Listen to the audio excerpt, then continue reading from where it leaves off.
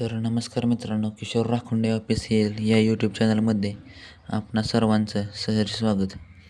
आज होणाऱ्या भैरवनाथ केसरी मौजे दारवली तालुका मुळशी जिल्हा पुणे या मैदानामध्ये भव्यदिव्य मैदान पार पडतं आहे.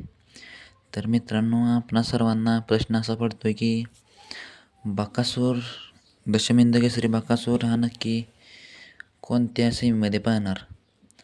तर मित्रांनो, मला मिळालेल्या माहितीनुसार आपल्या सर्वांचा लाडका दशमिंद केसरी बकासूर हा सेमी क्रमांक 3 तास क्रमांक 4मध्ये 100% पळताना दिसेल मित्रांनो.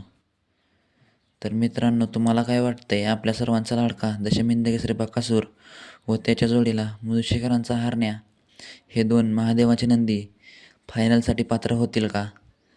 तर तुम्ही हे नक्की आपल्याला कमेंटमध्ये सांगा व अशाच नवनवीन अपडेटसाठी आपल्या चॅनलला सबस्क्राईब करा.